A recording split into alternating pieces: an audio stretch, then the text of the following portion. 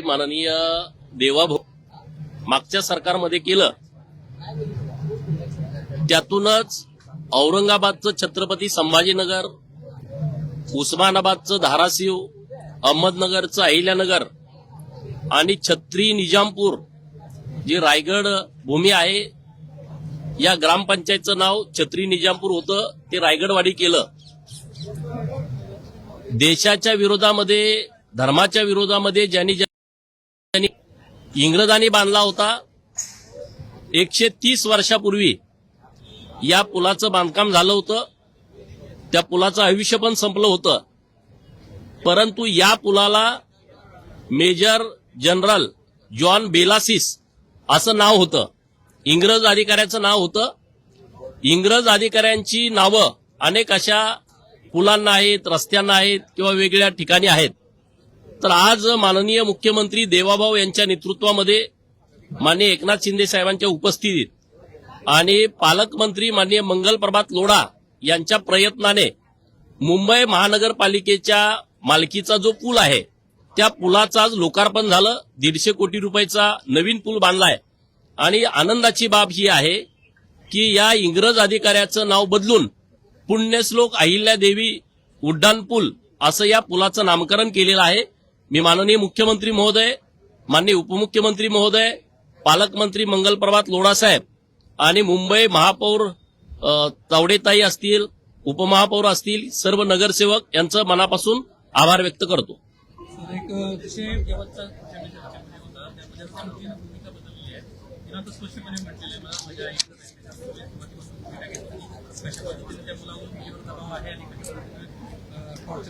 हे बघा, आतापर्यंत मी अशा लव्ह जिहादच्या अनेक प्रकरणामध्ये मी या बाबतीत मुलींना भेटण्याचा प्रयत्न केला, त्यांच्या आईवडिलांना भेटण्याचा प्रयत्न केला. तर या मुलींचा ब्रेनवॉश केलेला असतोय, त्यांना काहीतरी दबाव टाकलेला असतोय. त्या मुलींना विश्वासात घेऊन त्यांचे वेगवेगळे फोटो काढणे, वेगवेगळे व्हिडिओ काढणे, त्याचा दबाव टाकणं, असे वेगवेगळे प्रयोग केले जातात. या मुलीच्या बाबतीमध्ये पण तेच घडलं. आम्ही सातत्यानं सांगत होतो की या मुलीवरती काहीतरी दबाव आहे आणि मुलीने पण स्टेटमेंट दिलं होतं की 9 वर्षापासून माझी मैत्री आहे. म्हणजे 21 वय आता त्या मुलीचं आहे. 9 वर्ष जर मागे गेलं तर ती 12 वर्षाची होती. म्हणजे अल्पवयीन मुलींना सुद्धा ही लोक टार्गेट करतायत. त्यांच्या अज्ञानपणाचा, म्हणजे 12-13 वर्ष वय म्हणजे त्यांना एवढं काय संज्ञानपण नाही आहे, त्यांच्याकडे एवढं नॉलेज नसतंय आणि त्याचा गैरफायदा घेणं आणि यांना जाळ्यात ओढणं असा प्रकार होतोय. मुलीनं काल कोर्टासमोर भूमिका मांडली की मला आईकडे आणि मामाकडे जायचं आहे. हे खरं तर कौतुकास्पद आहे. पण हे पुणे ग्रामीण पोलीस जे आहेत त्यांचं मनापासून आम्ही आभार व्यक्त करतो. हिंदुत्ववादी संघटनांचे कार्यकर्ते आहेत ज्यांनी गेले 10-12 दिवस या प्रकरणासाठी वेळ दिला, मेहनत घेतली, त्या सर्वांचं मनापासून आभार व्यक्त करतो. आणि जे आई वडील आहेत मुलींचे महाराष्ट्रातील, त्यांना एवढीच विनंती आहे की आपण या सगळ्याबाबत जागरूक राहणं आवश्यक आहे. आपल्या मुलीची फसवणूक होऊ नये, तिच्यावर अन्याय अत्याचार होऊ नये याची आपण काळजी घेणं आवश्यक आहे. आहेत प्रकार आहेत. इंदापूर तालुक्यातच आणखी 4 प्रकार असे आमच्या कानावरती आलेले आहेत. तर आम्ही त्यांच्या आई वडिलांना समजावून सांगण्याचा प्रयत्न करतोय. आटपाडी तालुक्यामध्ये मागच्या 2-3 दिवसापूर्वीच एक प्रकरण माझ्या कानावरती असं आलंय, तर त्यांच्या आई वडिलांना पण आम्ही सांगण्याचा प्रयत्न करतोय. आमचा सातत्यानं प्रयत्न सुरू आहे. परंतु मुलींनी सुद्धा याबाबत अत्यंत जागरूक राहण्याची आवश्यकता आहे आणि त्यांची फसवणूक होऊ नये, त्यांना त्रास होऊ नये इतकीच आमची भावना आहे.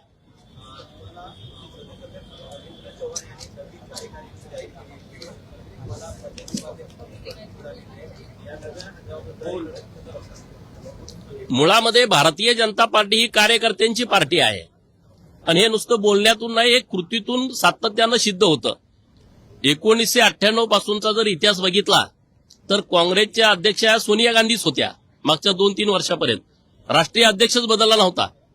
तेव्हा भारतीय जनता पार्टीची तुम्ही यादी आम्ही सांगू शकतो, इतके राष्ट्रीय अध्यक्ष बदलले गेले. या देशामध्ये ज्या प्रादेशिक पार्ट्या आहेत, समजा शिवसेना बाळासाहेबांची, म्हणजे आता उद्धव साहेबांची आहे, बाळासाहेब अध्यक्ष होते, आता त्यांचे चिरंजीव आहेत. पवारांची राष्ट्रवादी आता त्यांच्या परत घरामध्ये आहे. तिकडं मुलायम सिंगाची पार्टी त्यांच्या मुलाच्या ताब्यात आहे. लालू प्रसादाची पार्टी त्यांच्या मुलाच्या ताब्यामध्ये आहे. काल परवा नवीन अरविंद केजरीवाल आलेले आहेत, ती त्यांच्याच ताब्यात पार्टी आहे. उद्या त्यांचं कोणतरी नातेवाईक त्यामध्ये येईल. ममता बॅनर्जी त्यांचा भाचा आता तो पार्टी चालवू पाहतोय. जयललिताचा पण नातेवाईक त्यांनी ती पार्टी ताब्यात घेतलेली आहे. आता समजा कर्नाटकातले देवेगौड आहेत, त्यांचे चिरंजीव कुमारस्वामी ते आता पार्टी चालवत आहेत. ह्या ज्या पार्ट्या आहेत ते घराणेशाहीवरती चाललेल्या पार्ट्या आहेत आणि लोकशाही फक्त भाषणामध्ये ही सगळी लोक घेतात.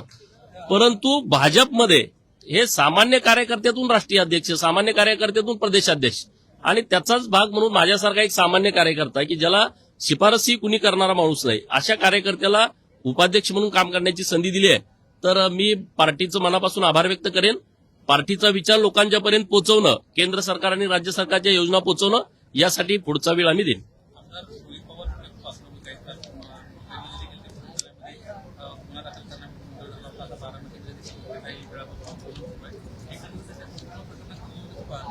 खरं तर अजितदादांचं अत्यंत दुर्दैवी निधन झालंय. महाराष्ट्रातली सगळीच लोक याबाबत शोककळेमध्ये आहेत. परंतु आता मी मगाशी पण बघितलं लाईव्ह, रोहित पवार हे बारामतीच्या पोलीस स्टेशनमध्ये बसलेले आहेत. खरं तर त्यांनी पोलीस स्टेशनमध्ये जाण्याची आवश्यकता नाही. इथं महासंचालक मुंबईमध्ये बसलेले आहेत, त्यांना भेटावं, त्यांच्याशी चर्चा करावं.